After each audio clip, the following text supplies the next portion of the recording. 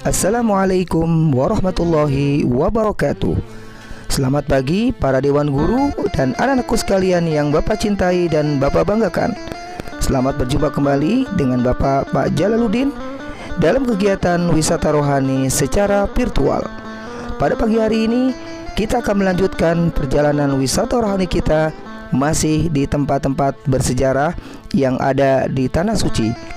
Semoga kita bisa berkunjung dan bisa beribadah kedua tanah suci dengan izin dari Allah Subhanahu wa Ta'ala. Selamat menyaksikan.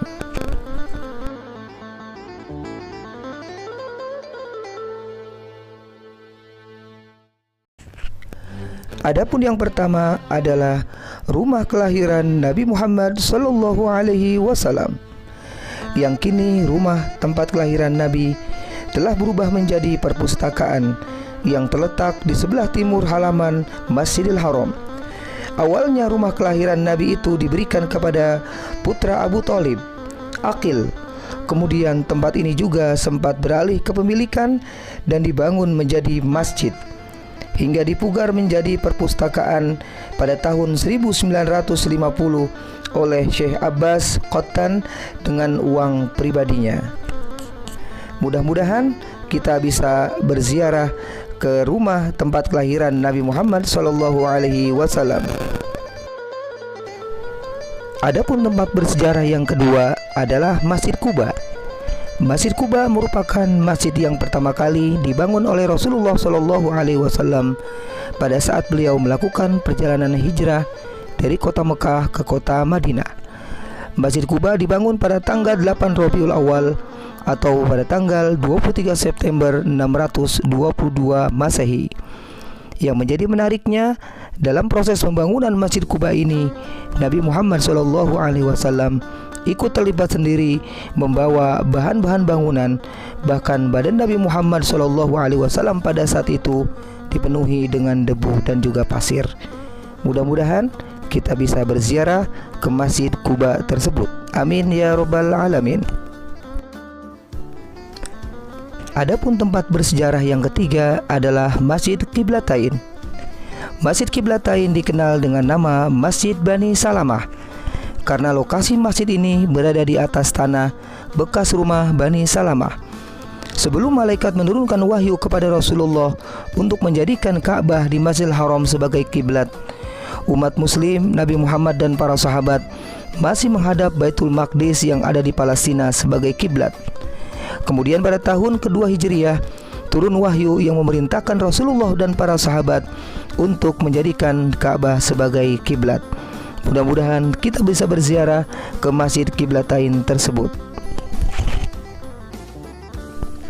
Adapun tempat bersejarah yang keempat adalah Masjid Al-Jumu'ah. Masjid Al-Jumu'ah termasuk masjid yang dibangun oleh Nabi Muhammad SAW pada saat beliau melakukan perjalanan hijrah ke kota Madinah.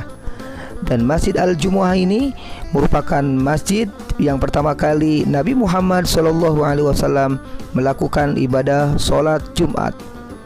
Mudah-mudahan kita bisa berziarah ke Masjid Al-Jumu'ah tersebut. Amin ya Rabbal Alamin.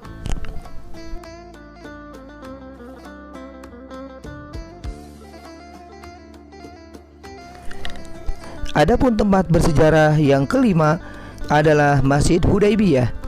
Masjid Hudaybiyah terletak di wilayah Hudaybiyah yang berlokasi sekitar 25 km dari Masjidil Haram.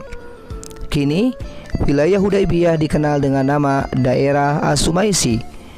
Di daerah Hudaybiyah ini pernah terjadi perdamaian antara Rasulullah SAW dengan orang-orang kafir Mekah yang terkenal dengan perdamaian Hudaybiyah.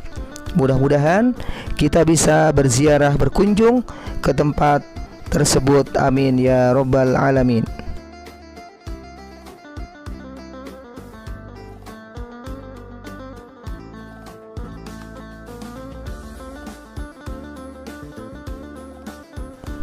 Adapun tempat bersejarah yang keenam adalah Gua Hiro. Gua Hiro disebut juga dengan Jabal Nur, yang artinya Bukit Cahaya. Jabal Nur berlokasi sekitar 6 km sebelah utara Masjidil Haram. Di puncak Jabal Nur ini terdapat sebuah gua yang disebut dengan Gua Hiro. Gua Hiro merupakan tempat di mana Nabi Muhammad SAW menerima wahyu yang pertama, yaitu surat Al-Alaq 1 sampai dengan 5. Mudah-mudahan kita bisa berkunjung, berziarah ke Gua Hiro, tempat yang sangat bersejarah, tempat Nabi Muhammad SAW menerima wahyu yang pertama, yaitu surat Al-Alaq 1 sampai dengan 5. Amin ya rabbal alamin.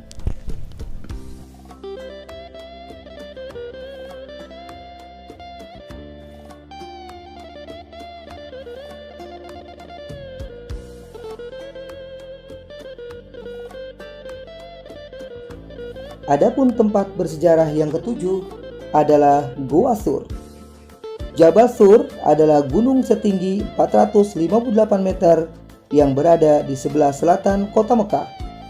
Gua Sur terletak di puncak Gunung Sur. Di gua itulah Rasulullah SAW bersama sahabat Abu Bakar As-Siddiq bersembunyi selama 3 hari 3 malam dari kejaran kaum kafir Quraisy ketika Nabi hendak hijrah ke kota Madinah, yang kemudian Allah Subhanahu wa Ta'ala menolong mereka dengan mengirimkan laba-laba yang membuat sarang dan juga burung merpati yang bertelur. Semoga kita bisa berziarah ke tempat tersebut. Amin ya rabbal alamin. Adapun tempat bersejarah yang kedelapan adalah Jabal Uhud. Jabal Uhud atau Bukit Uhud merupakan salah satu situs bersejarah yang dikunjungi oleh jamaah umroh maupun jamaah haji saat mereka berada di Madinah. Bukit ini merupakan bukit terbesar yang ada di Madinah. Letak Jabal Uhud sekitar 5 km dari pusat kota Madinah. Dalam sejarah, di lembah Bukit Uhud ini pernah terjadi peperangan dahsyat antara 700 kaum muslimin melawan 3.000 kaum musyrikin Mekah. Sebanyak 70 pejuang muslim gugur dalam pertempuran ini. Termasuk di dalamnya adalah paman Nabi Muhammad SAW, yaitu Hamzah bin Abdul Muthalib, yang gugur terbunuh oleh Wahsy yang merupakan budak suruhan Hindun, yang kemudian jenazah paman Nabi dibedah dadanya, kemudian dimakan hatinya mentah-mentah oleh Hindun yang sangat membenci Nabi Muhammad SAW dan juga paman beliau. Demikian anakku sekalian, wisata rohani secara virtual kita pada pagi hari ini. Semoga apa yang ditayangkan bisa bermanfaat buat kita semua, dan mudah-mudahan Allah Subhanahu wa Ta'ala memberikan kesempatan kepada kita untuk dapat beribadah di tanah suci, baik di kota Mekah maupun di kota Madinah. Sekian, assalamualaikum warahmatullahi wabarakatuh.